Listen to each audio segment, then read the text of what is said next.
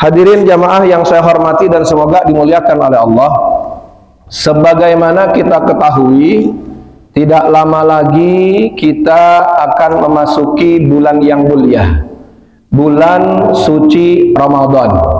Bulan walaupun tidak sengaja batal. Hati-hati dengan sikat gigi sesudah terbit fajar. Sikat gigi bersih-bersih kan kumur-kumur. Ya, saya mau tanya, diperintah nggak nih? Diperintah nggak? Tidak. Maka kalau tertelan meskipun tidak sengaja batal. Karena ini jadi kita minta diberikan keberkahan oleh Allah pada bulan Rajab, pada bulan Sya'ban, dan kita minta kepada Allah agar disampaikan pada bulan suci Ramadan.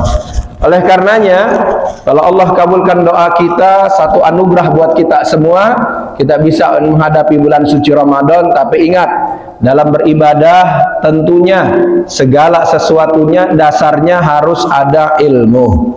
Dalam kitab Shaffatus Zubat dijelaskan, wa kullu man bighairi ilmin ya'malu a'maluhu mardudatun la tuqbaluh. Setiap orang yang beramal tanpa ilmu, maka amalnya ditolak, tidak diterima.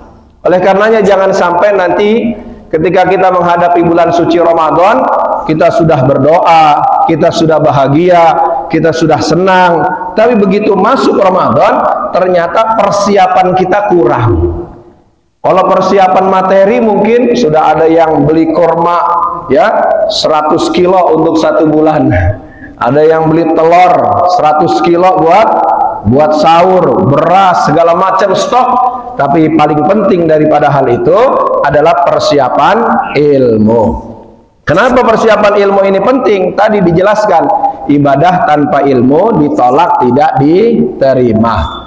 Bahkan Al-Imam Hasan Al-Basri pernah menyampaikan, ra'aitu aqwaman min ashabi Rasulullah sallallahu alaihi wasallam, Allahumma shalli wa sallim wa barik.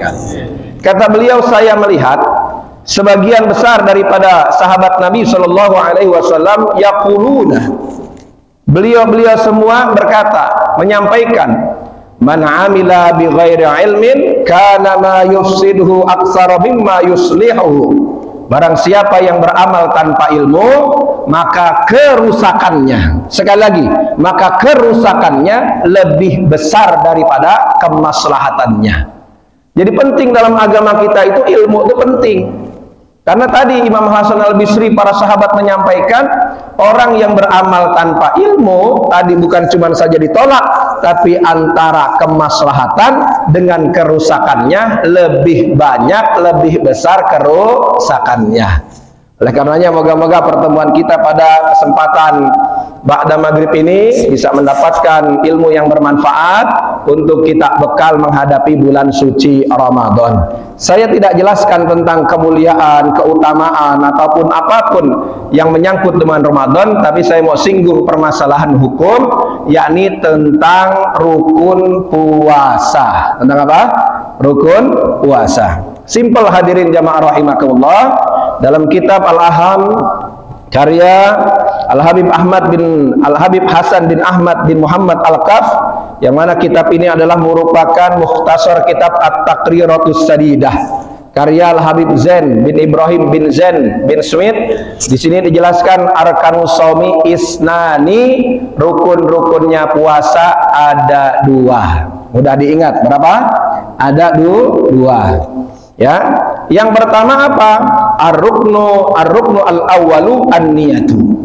Yang pertama adalah niat. Niat ini penting. Nabi Shallallahu Alaihi Wasallam menjelaskan, innamal a'malu binniyati, sesungguhnya sahnya beberapa amal hanyalah dengan niat. Nah, niat puasa ini, baik puasa sunnah maupun puasa wajib, tetap harus niat. Hanya saja ada perbedaan ketika niat puasa wajib. Ada 3 syaratnya ketika orang tersebut melaksanakan puasa wajib. Puasa wajib itu bukan hanya Ramadan saja, tapi puasa kafaroh, ya, puasa yang terkait hal-hal yang sifatnya harus dilakukan, nazar dan lain sebagainya. Nah, terkait puasa wajib ini syaratnya niat ada 3. Yang pertama adalah at-tabyid. At-tabyid itu adalah memalamkan niat atau niatnya itu di malam hari. Jadi kapan perhitungan malam hari itu? Yakni mulai dari terbenamnya matahari sampai sebelum terbit fajar. Jadi terbenamnya matahari mulai masuk waktu maghrib sampai sebelum masuk waktu subuh, ini namanya malam. Yadkhulu waqtuha min ghurubi syamsi ila tulu'il fajri. Masuk waktu malam itu adalah mulai dari tenggelamnya matahari sampai terbit fajar. Nah, niat ini di sini. Boleh habis buka puasa, langsung niat boleh. Jadi nggak nunggu, biasanya kan habis tarawih niat bareng-bareng, betul? Nawaitu shoma ghadin dan lain sebagainya. Tapi boleh mulai dari habis buka puasa langsung niat puasa. Nah, sebelum itu saya mau singgung juga terkait permasalahan ataupun masalah buka puasa. Saya mau tanya kepada para jamaah semua. Biasanya kalau buka puasa itu batalin dulu apa doa dulu? Doa dulu apa batalin dulu? Makan korma dulu, minum dulu, makan korma dulu, baru Allahumma lakasumtu, apa Allahumma lakasumtu baru makan korma, makan minum air. Kira-kira biasanya bagaimana di sini? Doa dulu baru makan. Nah, baik. Terkait dengan buka puasa, ini sebaiknya, atau kalau kita melihat daripada arti daripada doa puasa itu, maka yang tepat itu adalah dibatalkan dulu. Artinya takjil dulu baru berdoa. Jadi bismillahirrahmanirrahim, air misalnya 3 kali susupan, bismillah, alhamdulillah, bismillah, alhamdulillah. Boleh setelah itu dengan korma atau yang manis-manis, baru berdoa. Allahumma lakasumtu wa bika amantu wa ala rizkika aftartu birahmatika ya arhamar rahimin. Atau dengan doa yang lain, yaitu seperti dhahabat dhama'u wa batalatil uruqu wa sabatil ajru insyaallah. Nah, mungkin ada yang tanya, kenapa kok dibatalkan dulu, tidak doa dulu, gitu ya. Saya juga tahun-tahun sebelumnya itu doa dulu baru dibatalin. Nah, ini pentingnya kita ngaji. Ternyata begini, hadirin jamaah rahimakumullah. Kalau kita melihat artinya dari doa yang kita baca, Allahumma laka sumtu, ya Allah, laka karena engkau, sumtu telah berpuasa siapa saya. Jadi sumtu ini fiilnya kalau kata kerja dalam istilah nahwu shorof itu fiilnya fiil madi, sudah dikerjakan. Jadi sumtu fiil madi yang dhamir huwanya soma soma somu somat somata sumna sumta sumtuma sumtum sumti sumtuma sumtunna sumtu sumna. Nah, sumtu ini fiilnya fiil madi, kata kerjanya sudah lewat. Kalau belum batal doa ini nggak cocok, karena Allahumma lakasumtu artinya ya Allah karena engkau atau untukmu, bagimu aku telah berpuasa. Kalau belum batal berarti bukan telah berpuasa tapi masih berpuasa. Kira-kira bisa dipaham? Nah, ini tinjauan bahasa. Kemudian Allahumma lakasumtu wa bika amantu wa ala rizqika aftartu, dan atas rezeki darimu aku telah berbuka. Ini aftartu juga sama. Aftara aftaru aftarat aftarata aftarna aftarata aftartuma aftartum aftarti aftartuma aftartunna aftartu aftarna. Nah, makanya buat yang ingin mendalami ilmu agama, baik itu ustadz, kiai, ini harus mengerti bahasa Arab. Kalau diterjemahannya nggak keluar ini, nggak ada bahasa telah dan lain sebagainya. Tapi kalau kita memahami ilmu nahwu shorof, maka kita akan tahu itu ada makna yang tersembunyi di sana. Bukan hanya aku berbuka, tapi aku telah berbuka. Nah, kalau belum batal, belum minum, belum makan korma, berarti bukan aku telah berbuka, aku akan, harusnya fi'il mudhari' bukan fi'il madi. Jadi yang dipakai apa?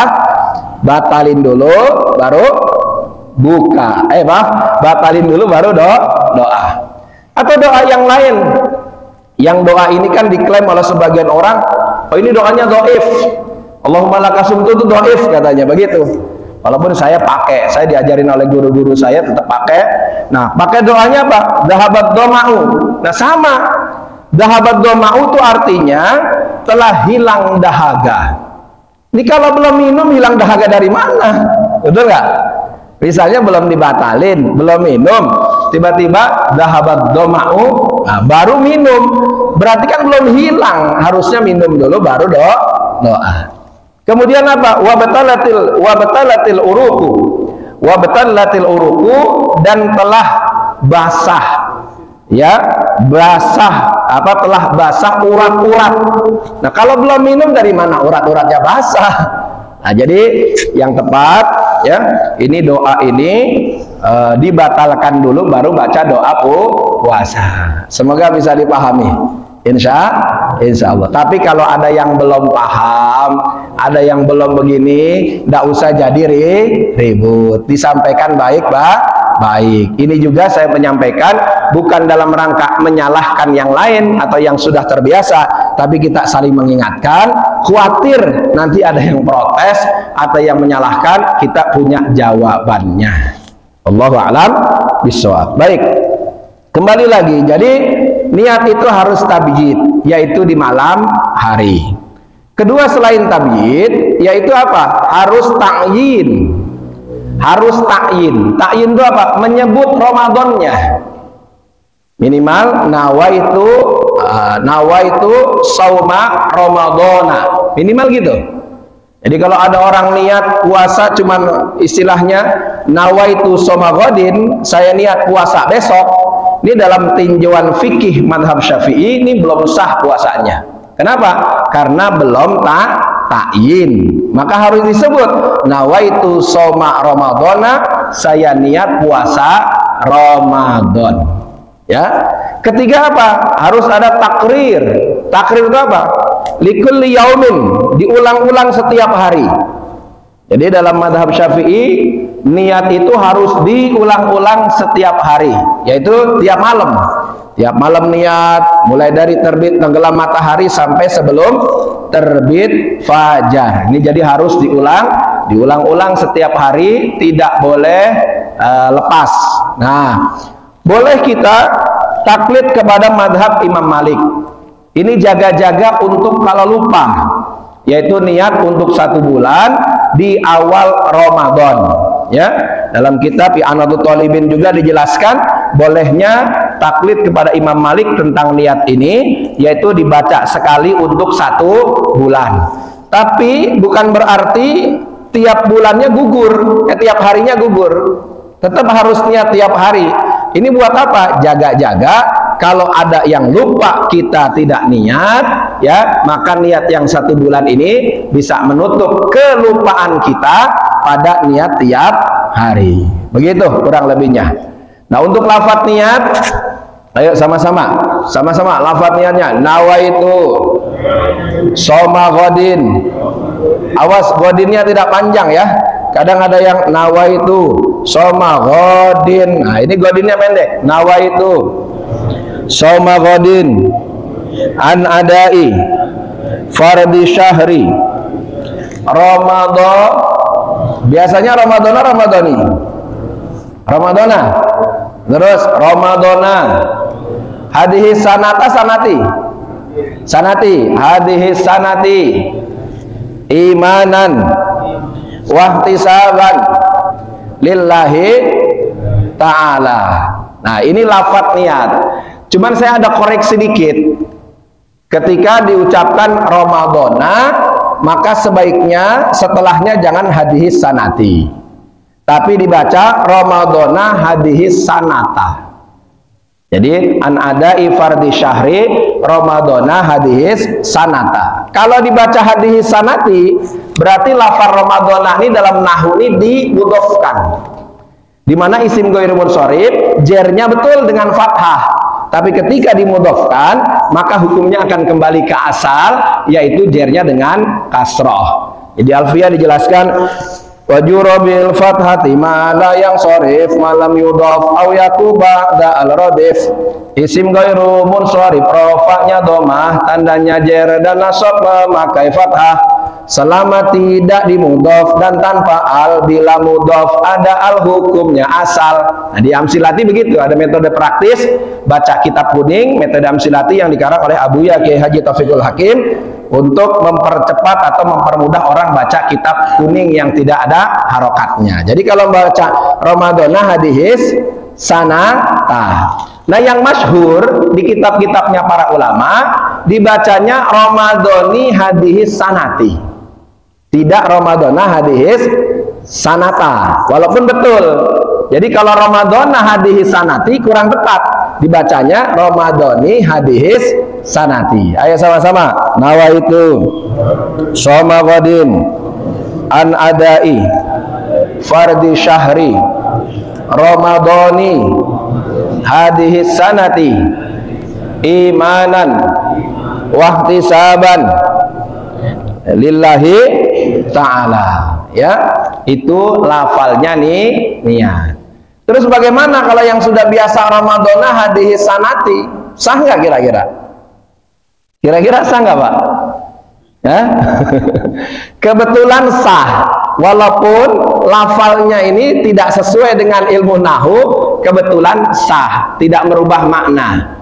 Jadi bahasa Arab itu kadang ya beda harokat beda makna, beda huruf beda makna. Seperti maaf nih, ada sering bilang tarhib Ramadan, ya itu pakai hak apa hak kira-kira? Tarhib atau tarhib kira-kira? Nah ini enggak kalau tulisan Indonesianya enggak pada ngeh nih. Awas, ini bedanya parah jauh, Pak. Kalau pakai hak tarhib artinya menyambut gembira bulan suci Ramadan. Tapi kalau tarhib ini bisa maknanya menakut-nakuti bulan Ramadan. Jauh. Jadi bahasa Arab itu luar biasa, makanya penting buat kita belajar bahasa Arab. Banyak guru-guru kita di sini yang ngerti tentang hal itu. Silahkan datangi, sesudah bisa baca Al-Quran, belajar nahu sorof, ya, syukur-syukur sampai balagoh mantik, ya, supaya nanti bisa memahami Al-Quran lebih menyeluruh, tidak hanya dari terjemahnya saja. Karena hati-hati, Nabi ingatkan kita nih, Pak, mangqala fil Qur'ani bi ra'yihi aw biman lam yu'lam falyatabawwa maqadahu minan nar. Barang siapa yang menafsiri Al-Qur'an dengan pikirannya sendiri atau dengan sesuatu yang dia tidak pahami, asal ngomong, asal jeprak dan lain sebagainya, maka siapkanlah tempat duduknya dari api neraka. Naudzubillah min. Nah, ini sekarang banyak, Pak. Ada bahasanya ustadz-ustadz di TV dan lain sebagainya yang kapasitasnya tidak memahami bahasa Arab dan lain sebagainya, tapi berani ngomong, berani berfatwa tentang Al-Quran. Salah satunya yang sedang viral ini, ada seorang ustadz, ya, inisialnya adalah SK, ya, silahkan dilihat di situ. Ini bukan gibah, ini gibah yang diperbolehkan, karena ini menyangkut satu kerusakan yang bisa membahayakan umat. Dalam kitab Riyadhus Shalihin ada rukhsah gibah. Rukhsah gibah, ada gibah-gibah yang diperbolehkan. Salah satunya tahdirul muslimina minasyarri wa nasihatuhum, yaitu untuk mengingatkan dan memberi nasihat kepada kaum muslimin dari kejelekan satu kaum. Bahkan Nabi jelaskan dalam sabda beliau, udhkuril fajira bima fihi mim musawihi yahdirhun nas. Sebutkanlah kejelekan-kejelekan orang yang fajir, orang yang rusak, supaya apa? Supaya manusia selamat dari tipu daya atau kejahatan mereka. Alhamdulillah. Jadi Ustadz ini bilang begini, Al-Qari'ah katanya, ini yang viral, Masya Allah. Al-Qari'ah itu artinya itu bukan hari kiamat, padahal jumhur ulama menerjemahkan memaknai hari kiamat semuanya, tapi dia bilang Al-Qari'ah itu bukan hari kiamat katanya. Qari itu katanya pembaca laki-laki, Qari'ah itu pembaca perempuan. Jadi Al-Qari'ah itu pembaca, Al-Qari'ah pembaca, Mal-Qari'ah apakah pembaca itu? Dia bilang begitu. Ya Allah, ini fatal hadirin jamaah rahimakumullah. Dia tidak bisa membedakan mana hamzah mana ain, padahal ini dasar sekali belajar ilmu bahasa Arab, ini dasar. Jadi beda antara Al-Qari'ah hamzah, betul pembaca, tapi kalau Al-Qari'ah ain itu adalah maknanya hari kiamat. Fatwanya juga bilang apa? Kalau menyembelih katanya jangan baca bismillah katanya, tapi menyembelih itu minta maaf katanya. Jadi maaf ya ayam dipotong, maaf ya kambing, maaf ya sapi, malah nyalain orang yang baca bismillah yang sesuai dengan tuntunan syariat. Wah, banyak sekali pokoknya ya. Tidak cukup waktunya kalau untuk bahas ini orang. Yang penting kita hati-hati. Penting buat kita belajar secara komprehensif. Sesudah belajar Al-Quran, belajar Nahwu Shorof, jangan berhenti. Balaghah, mantik, bayan, ma'ani, badi, dan juga ilmu-ilmu yang lainnya untuk menguasai ilmu-ilmu agama. Insya Allah. Baik. Jadi tadi kalau kebenaran Ramadana hadhis sanati, walaupun secara susunan bahasa kurang tepat, kebenaran masih sah. Ya, tapi kalau yang tidak sah gimana? An adai fardhi syahri Maradona hadhis sanati, ya itu nggak sah baru ya. Kalau Maradona tidak sah. Ayo sama-sama diulangi. Nawaitu shauma ghadin an adai fardhi syahri Ramadhani hadhihi sanati imanan wahtisaban lillahi ta'ala. Awas jangan pakai ghufira lahum ma taqaddama min dzambi. Kepanjangan. Kenapa ada imanan wahtisaban? Jadi ternyata hadis terkait masalah puasa itu bunyinya man shoma ramadhana imanan wahtisaban ghufira lahu ma taqaddama min dzambi. Jadi ada tambahan karena iman dan mengharap pahala dari Allah. Nah ini lafalnya begitu, tapi minimal yang wajib nawaitu shoma Ramadan. Buat yang maaf nih, yang sudah udzur, ngingetnya susah. Dan Indonesianya juga begini, saya niat puasa Ramadan besok, dah sah. Kalau bahasa Indonesianya tuh simpelnya, saya niat puasa Ramadan besok, atau nawaitu shauma Ramadan, atau nawaitu shauma Ramadan. Sama-sama, nawaitu shauma Ramadan, nawaitu shauma Ramadan. Nah, sah alhamdulillah karena sudah tabyid malam hari dan ada ta'yin serta diulang-ulang tiap hari. Tapi ingat, niat itu tempatnya wa mahaluha fi qalbi. Tempatnya di hati. Jadi kalau yang dilafalkan ini hukumnya sunnah. Sama kayak orang sholat nih. Ini masalah furu Pak ya. Jangan, kalau beda jangan sampai pada ribut nih. Ada orang sholat lafalnya diniatin enggak, ya kan? Ini nggak usah pada ribut. Walaupun saya diajarkan oleh para guru-guru saya dengan hujah-hujah yang ada, saya melafalkan niat usolli fardal maghribi dan lain sebagainya. Tapi kalau yang nggak mau, langsung niat dalam hati saja, monggo silahkan. Saya nggak mau seperti ada satu ustadz di satu medsos, dia ngeledek katanya, nawaitu usolli fardhu begini. Ya Allah, naudzubillah min dzalik. Padahal itu pun yang melafalkan niat ada hujahnya. Bahkan itu mengikuti pendapat daripada Al-Imam Asy-Syafi'i, di mana beliau adalah seorang mujtahid mutlak yang ilmunya benar-benar diakui oleh para ulama sedunia. Bahkan ada isyarah dari Rasul tentang ulama-ulama salaf tersebut kemuliaannya, ya.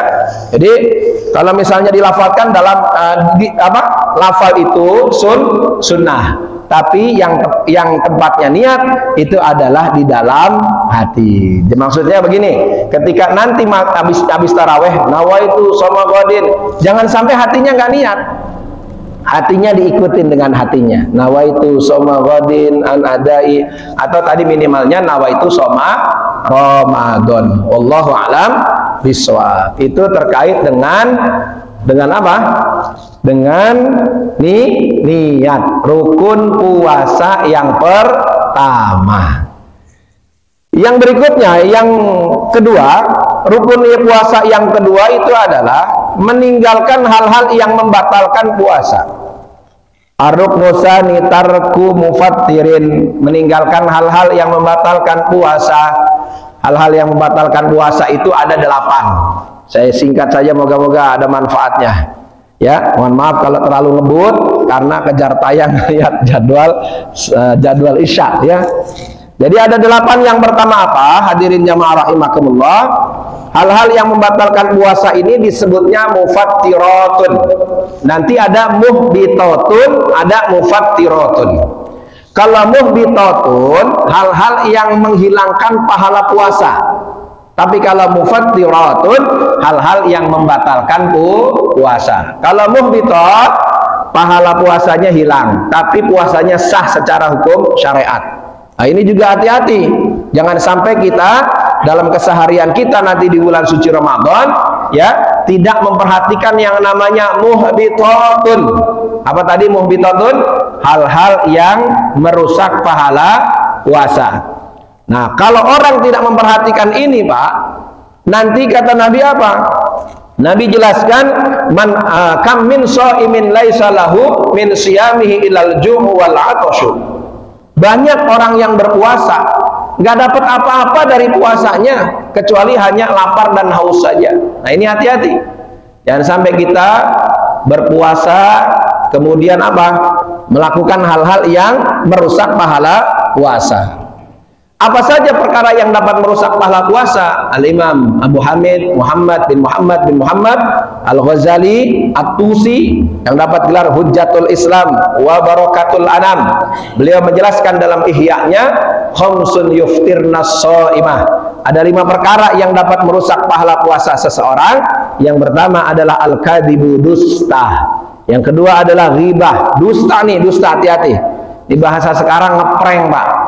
Ya, sekarang ini ngeprank dianggapnya tren, keren. Padahal mau goroh ini, Pak. Ini akhir zaman di mana dusta dianggapnya bagus, Pak. Bahkan semakin ngepranknya banyak, semakin bagus gitu ya. Banyak followersnya pada ikut. Naudzubillah min dzalik. Jadi dusta. Kedua, yang dapat merusak pahala puasa apa? Wal ghibatu, ghibah, membicarakan aib orang. Ketiga, wan namimatu, adu domba. La yadkhulul jannata namamun, tidak akan masuk surga orang yang adu domba. Keempat, wal yaminul kadhibah, sumpah palsu. Ya, hati-hati sumpah palsu yang bisa merampas hak seorang muslim. Nabi ingatkan kita, siapa yang merampas hak seorang muslim dengan sumpah palsunya, maka wajib aujaba, wajib bagi Allah memasukkannya, menjebloskannya ke dalam neraka dan mengharamkan baginya surganya Allah Subhanahu wa taala. Naudzubillah min dzalik. Yang keempat ini semuanya dari mulut, Pak. Jadi satu, dusta, dua, ghibah, namimah dan sumpah palsu, semuanya dari mulut. Hati-hati. Puasa bukan sekedar nahan lapar, haus, tidak makan, tidak minum saja, atau melakukan hubungan suami istri, tapi puasa menjaga lisan, jangan sampai melakukan hal-hal yang tidak diridhoi oleh Allah Subhanahu wa taala. Yang kelima, wan nadhuru bisyahwatin, yakni adalah memandang dengan pandangan syahwat. Termasuk dengan istri sendiri, kalau mandang dengan syahwat itu bisa membatalkan atau merusak pahala puasa. Kemudian tadi mufattirat ada 8. Satu, murtad, keluar daripada Islam. Kedua adalah wal haid, nifas, melahirkan walaupun sebentar, walaupun sudah di akhir mau maghrib, kemudian haid seorang perempuan, batal puasanya. Begitu juga kalau misalnya tadi malam haid, tiba-tiba di tengah hari jam 12 suci, berhenti, dia mandi, maka dia tetap tidak boleh berpuasa, ya.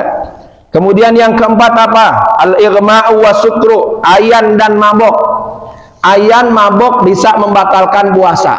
Tapi dengan catatan di sini, idza amma jami'an nahari, apabila ayannya itu 1 hari penuh. Jadi kalau ada orang ayan, biasanya orang ayan kemudian pingsan, ini ya Allah, moga-moga dikasih sembuh ya. Saya pernah dapat dititipkan orang seperti ini, luar biasa. Perjuangan orang ini obatnya rada susah, moga-moga Allah sembuhkan semuanya. Allah berikan ketabahan, kesabaran. Ini akan Allah angkat derajatnya, jangan dihina, jangan dilecehkan, dibantu ya. Nah, ini ada misalnya ada orang ayan, kemudian dia pingsan, kalau sadar tidak dikasih minum, nah maka bisa melanjutkan puasanya. Tapi kalau sudah dikasih minum, maka puasanya batal. Kecuali dia ketika ayan pingsan bangun-bangun maghrib, nah berarti puasanya batal. Ya, kira-kira bisa dipaham. Kemudian jima, bersetubuh di tengah hari bulan apa? Bersetubuh ini membatalkan puasa kalau apa? Sengaja.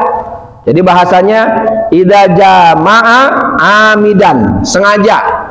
Kalau nggak sengaja lupa khilaf, nggak batal. Ya. Misalnya ada apa namanya? Ada seorang suami tiba-tiba deketin istrinya, setelah kejadian astagfirullah, saya khilaf katanya. Saya lagi puasa. Kalau ini nggak batal. Tapi kalau sengaja batal. Tapi kira-kira sengaja nggak gini? Puasa iya ya. Terus aliman bitahrimi, mengetahui keharamannya. Tapi kalau dia nggak tahu bahwasanya bersetubuh itu batalin puasa, nggak batal puasanya. Tapi kalau dia tahu maka batal. Ya. Tapi ingat, tahu tuh orang nggak ngerti ada dua, Pak. Dalam bahasa kitab Safinah itu ada goiru jahlin ma'durin. Ada orang bodoh yang dimaafkan, ada yang tidak. Nah, yang bodoh dimaafkan bagaimana? Udah ngaji, udah belajar, masih belum tahu, masih belum ngerti. Nah, kalau dia keliru dimaafin. Yang dimaksud orang yang bodoh tidak dimaafkan, dia nggak mau ngaji, dekat majelis taklim, dekat pesantren, nggak mau datang, nggak mau belajar. Kalau orang ini melakukan salah, tidak dimaafkan, bahkan berdosa. Dalam hadis Nabi dijelaskan, dzambul alimi dzambun wahidun wa dzambul jahili dzambani. Dosanya orang alim satu, tapi dosanya orang bodoh dua. Kenapa demikian? Karena kewajiban manusia satu menuntut ilmu, dua mengamalkan ilmu. Orang bodoh satu udah nggak mau ngaji, kedua salah dalam beramal, maka dosanya double. Tapi ingat, orang alim betul dosanya satu. Kenapa? Karena dia udah ngaji, sehingga tidak dapat dosa, dia sudah ngaji. Paling dosanya apa? Dosanya dia tidak mengamalkan ilmu. Tapi ingat, buat siapapun yang punya ilmu tidak diamalkan, dalam kitab Shaffatus Zubat diingatkan, fa'alimun bi'ilmihi lam ya'malan mu'adzabun min qabli ubadil wasan. Yang punya ilmu tidak diamalkan, maka nanti akan disiksa sebelum penyembah berhala disiksa. Naudzubillah min dzalik. Ala kulli hal, Islam ingin kita ngaji, kita mengamalkan ilmu. Moga-moga Allah beri kekuatan kepada kita semua. Amin.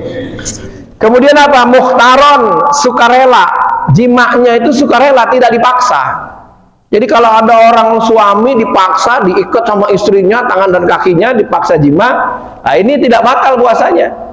Tapi nggak boleh kompromi, Pak. Jangan besok paksa saya ya, jangan. Nah, kalau ini terjadi di bulan suci Ramadan, maka bukan sekedar batal puasanya, Pak, tapi juga dia satu berdosa. Kedua apa? Kedua, wajib imsak, tidak makan lagi, tidak minum sampai maghrib.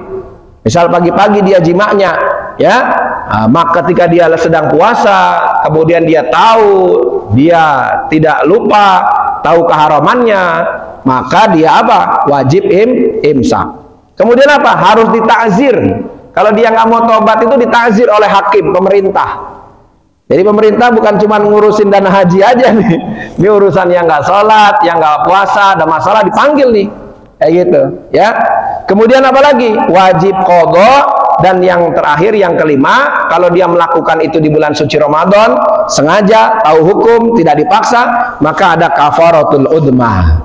Yaitu dia harus satu, memerdekakan budak perempuan, kedua, dia puasa 2 bulan berturut-turut, dan ketiga, memberi makan fakir miskin sebanyak 60 orang, satu orangnya 1 mud. Dan ini bukan pilihan, tapi ini adalah kalau nggak bisa pertama, baru kedua. Jadi nggak boleh milih langsung ketiga, nggak boleh langsung kedua, usahain pertama dulu.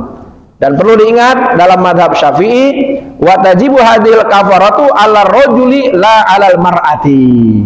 Wajibnya kafaratul udma ini buat laki-laki, bukan untuk perempuan. Jadi kalau perempuan aman nih, ya.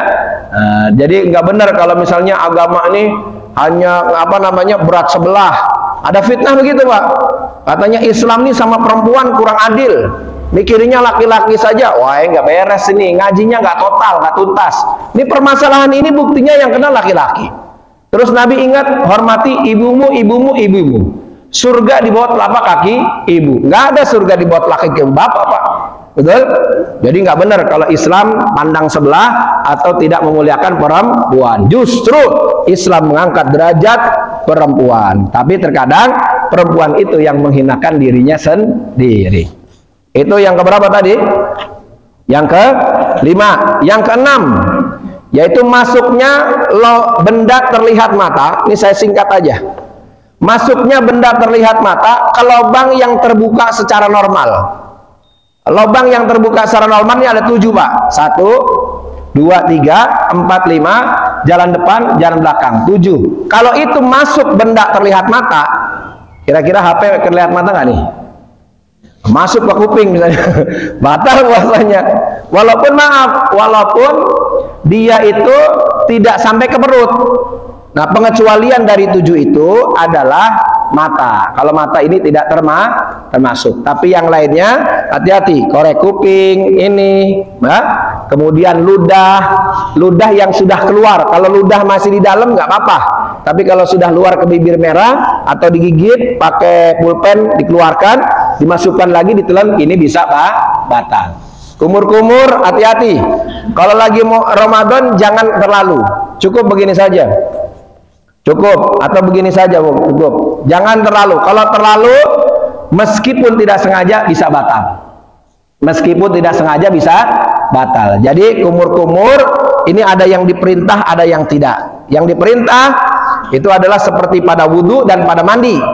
Nah, ini dibagi 2. Kalau tidak terlalu, tidak batal. Tapi kalau terlalu, batal. Nah, yang tidak diperintah seperti apa? Kumur-kumur yang keempat. Kan sunnahnya 3, ini keempat. Maka ini walaupun tidak sengaja batal. Hati-hati dengan sikat gigi sesudah terbit fajar. Sikat gigi bersih-bersih kan kumur-kumur. Ya, saya mau tanya, diperintah nggak nih? Diperintah nggak? Tidak. Maka kalau tertelan meskipun tidak sengaja batal. Karena ini termasuk kumur-kumur yang tidak diperintah. Nah, ada keterangannya di kitab ini, tapi saya simpel saja. Terakhir, keenam itu, kemudian ketujuh adalah menelan ludah. Tadi ludah kalau masih di sini batasan huruf H, ini pendapat ulama maaf, bukan ludah, riak. Kalau riak sudah ada di H di sini, maka jangan ditelan, keluarkan. Tapi kalau masih di sini H, itu ditelan tidak batal. Tapi kalau ludah tadi, ludah ditelan lagi tidak batal dengan catatan 1 murni, tidak ada campur lain. Kedua, tidak kena najis. Semisal di giginya ada darah segala macam, ludah ketelan bisa batal. Kemudian yang terakhir, nggak boleh ludahnya sudah sampai di bibir atau keluar ditelan lagi. Tapi kalau masih di dalam mulut, ini tidak membatalkan puasa. Terakhir, muntah dengan sengaja. Jangan sampai kita melakukan hal-hal yang menyebabkan kita muntah dengan sengaja saat puasa Ramadan. Wallahu a'lam bishawab. Maafin kalau terlalu kecepatan. Moga-moga ada manfaatnya. Kejar tayang ya. Jadi rukunnya puasa ada 2. 1 nih. Kedua, meninggalkan hal-hal yang membatalkan puasa. Yang membatalkan puasa tadi ada 8, tapi ingat juga ada menghilangkan pahala puasa. Baik,